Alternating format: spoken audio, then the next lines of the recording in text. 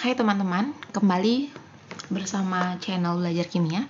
Pada sesi kali ini kita akan membahas materi sifat koligatif larutan. Sebagai pengantar, kita bahas dulu definisi dari sifat koligatif larutan itu sendiri. Oke. Definisi dari sifat koligatif larutan yakni sifat dari suatu larutan yang hanya bergantung pada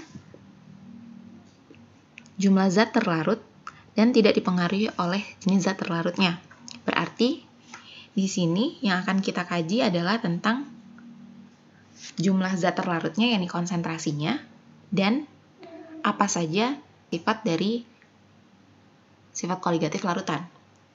Pada sesi kali ini, kita akan membahas apa saja konsentrasi dari larutan, dan pada sesi berikutnya baru kita akan membahas apa saja sih sifat-sifat dari sifat koligatif larutan. Nah, pertama, mengenai larutan itu sendiri. Oke, larutan adalah campuran dari suatu zat terlarut dan pelarut. Oke, yang biasanya dari campuran zat terlarut dan pelarut ini itu akan menimbulkan suatu angka konsentrasi. Jadi misalkan ya, kita melarutkan suatu zat terlarut sebanyak X gram gitu ke dalam suatu larutan pelarut sebanyak, misalnya pelarut yang digunakan sebanyak Y gram, katakan seperti itu, atau dalam mililiter boleh ya. Maka kombinasi dari zat terlarut dan pelarut ini akan menghasilkan suatu konsentrasi yang bisa kita hitung konsentrasinya.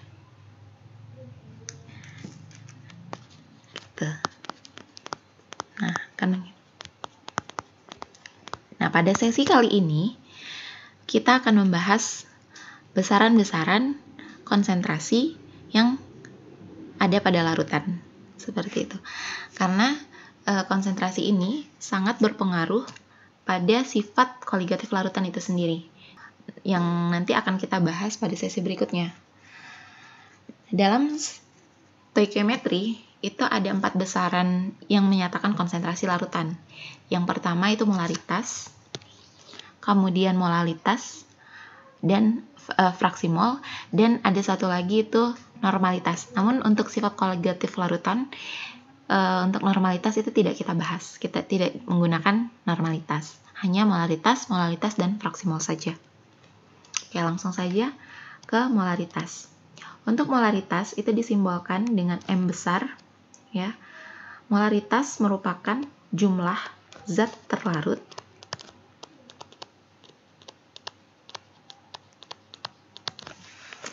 dalam 1 liter larutan.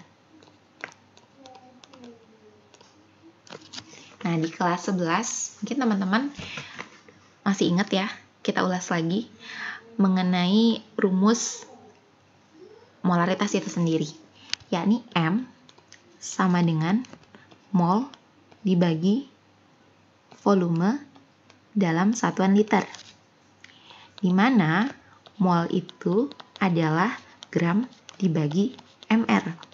Sehingga kita bisa menjabarkan rumus dari molaritas yakni gram per mr dikali 1000 per volume dalam satuan mililiter.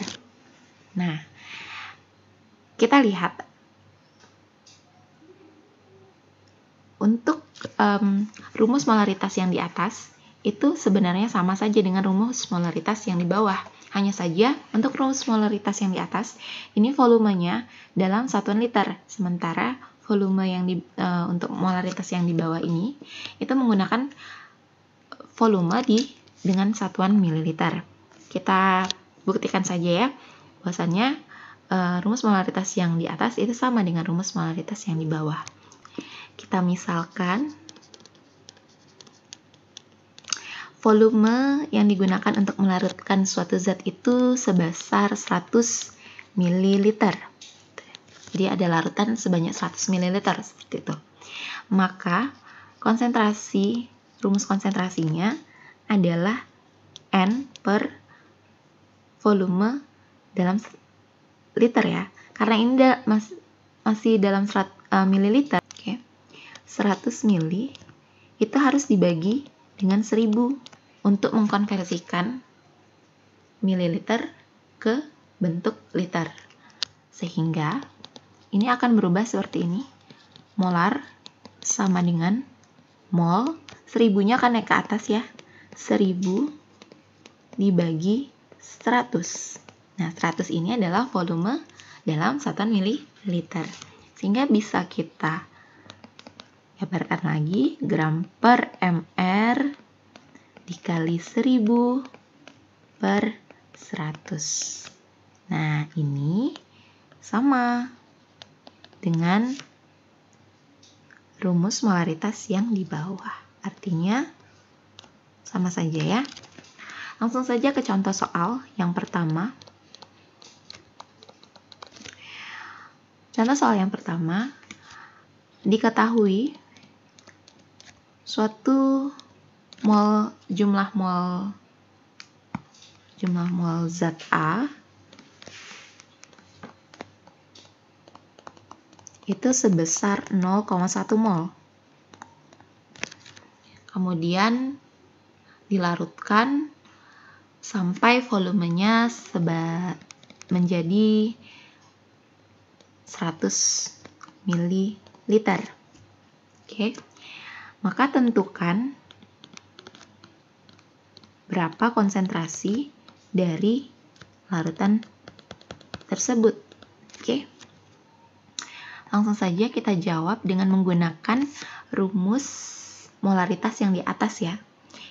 Sebelumnya kita konversi dulu 100 ml dalam bentuk liter dengan dibagi 1000 menjadi 0,1 liter. Seperti itu ya. Kemudian kita masukkan langsung M sama dengan mol, jumlah molnya oke. Kita tulis ulang saja. Jumlah mol dibagi dengan volume dalam satuan liter. Molnya 0,1 mol dibagi dengan volume 0,1 liter. Maka diperoleh 1 mol per liter. Konsentrasi dari larutan di contoh soal yang pertama. Untuk soal yang kedua, kita langsung saja. Oke. Contoh soal yang kedua. Sini diketahui suatu larutan gula atau sukrosa ya. Larutan sukrosa sebanyak masanya itu sebanyak 34,2 gram. Di mana MR dari sukrosa itu MR sukrosa sama dengan 342 gram per mol. Nah, dilarutkan sampai volumenya itu dilarutkan dengan air ya, sampai volumenya sebanyak 200 ml. Maka tentukan konsentrasi dari larutan tersebut. Langsung saja kita jawab dengan menggunakan rumus molaritas yang di bawah, yang kedua ya. M sama dengan gram per mr dikali 1000 per volume dalam mililiter. Yakni 34,2 dibagi 342 mr-nya ya, dikali 1000 per volumenya 200 ml. Maka 34,2 dibagi 342 sama dengan 0,1 dikali 1000 dibagi 205. 0,1 dikali 5, 0,5 molar. Nah, maka konsentrasi dari larutan sukrosa yang dilarutkan sampai dengan air membentuk 200 ml larutan sukrosa itu konsentrasinya sebesar 0,5 molar. Nah, itu dia pembahasan mengenai molaritas atau konsentrasi larutan. Untuk sesi berikutnya, kita akan membahas konsentrasi dalam bentuk molalitas dan fraksi mol. Cukup sekian, terima kasih. Selamat belajar.